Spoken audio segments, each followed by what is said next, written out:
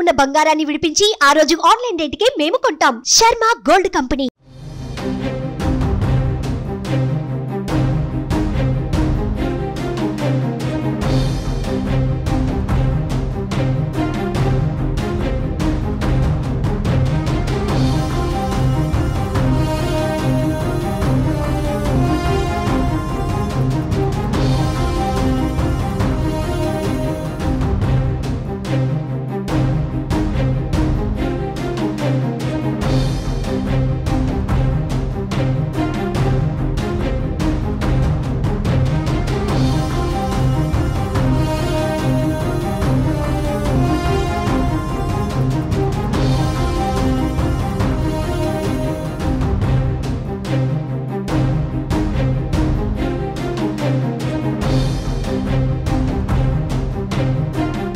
ఆంధ్రప్రదేశ్లో నరాలు తెగే ఉత్కంఠ. వైసీపీ వర్సెస్ టీడీపీ కూటమి నువ్వా నేనా అని సాగిన ఉత్కంఠ పోర్లో గెలుపెవరిదో మరికొన్ని గంటల్లో తేలిపోనుంది. ఈ క్రమంలో కీలక ఘట్టం ప్రారంభమైంది.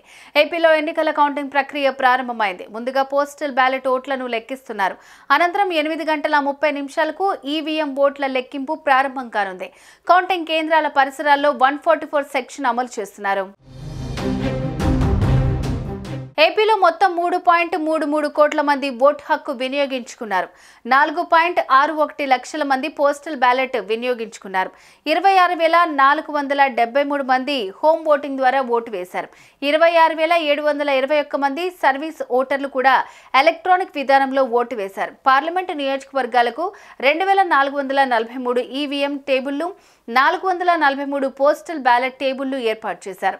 అసెంబ్లీ నియోజకవర్గాలకు 2,446 ఈవీఎం టేబుళ్లు, 557 పోస్టల్ బ్యాలెట్ టేబుళ్లు ఏర్పాటు చేశారు.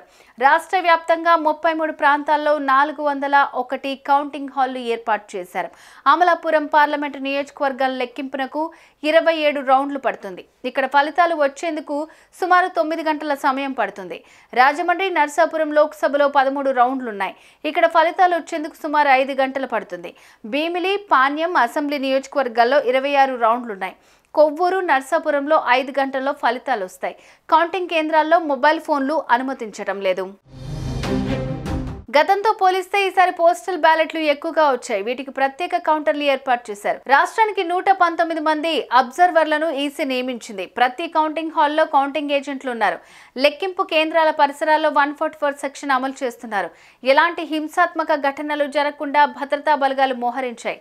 అటు స్ట్రాంగ్ రూమ్ల వద్ద పటిష్ట భద్రత కొనసాగుతోంది.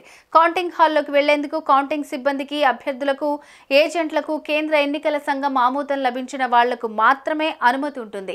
ఈసీ అనుమతి ఉన్న మీడియా సిబ్బంది కూడా కౌంటింగ్ హాల్లో ప్రవేశించవచ్చు. అన్ని కౌంటింగ్ కేంద్రాల దగ్గర 144 సెక్షన్ విధించారు. కౌంటింగ్ కేంద్రాల దగ్గర జనం గుమికూడకూడదు. ముఖ్యంగా పల్నాడు, అనంతపురం, కడప ఎక్కడెక్కడైతే పోలింగ్ రోజున, పోలింగ్ తర్వాత హింసాత్మక ఘటనలు జరిగాయో ఆయా ప్రాంతాల్లో అదనపు బలగాలను మోహరించారు. కౌంటింగ్ రోజున హింస జరిగే అవకాశం ఉందని అటు టీడీపీ, ఇటు వైసీపీ నేతలు ఆందోళన వ్యక్తం చేస్తున్న నేపథ్యంలో కేంద్ర ఎన్నికల సంఘం మరింత అలర్ట్ అయింది. శాంతి భద్రతల పరిరక్షణకు పటిష్ట ఏర్పాట్లు చేసింది. పెద్ద సంఖ్యలో కేంద్ర బలగాలను రంగంలోకి దించింది. మే 13వ తేదీ ఏపీ ఎన్నికలు జరగగా సార్వత్రిక ఎన్నికలు పూర్తయిన తర్వాత ఫలితాలను ప్రకటిస్తున్నారు. ఈ ఎన్నికల్లో టీడీపీ, జనసేన, బీజేపీ పార్టీలు కూటమిగా బరిలోకి దిగాయి. టీడీపీ 144 ఎమ్మెల్యే, 17 ఎంపీ సీట్లలో పోటీ చేయగా జనసేన 21 ఎమ్మెల్యే, 2 ఎంపీ సీట్లలో బరిలో నిలిచింది. అటు బీజేపీ 10 ఎమ్మెల్యే, 6 లోక్సభ స్థానాల్లో బరిలోకి దిగింది. అధికార వైసీపీ మాత్రం 175 అసెంబ్లీ, 25 లోక్సభ స్థానాల్లో ఒంటరిగా బరిలోకి దిగింది.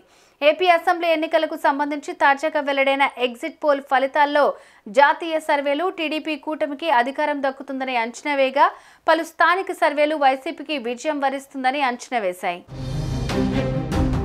సుమన్ టీవీలో మీ పర్సనల్ అండ్ బిజినెస్ ప్రమోషన్స్ కోసం కింది నెంబర్కి కాంటాక్ట్ చేయండి.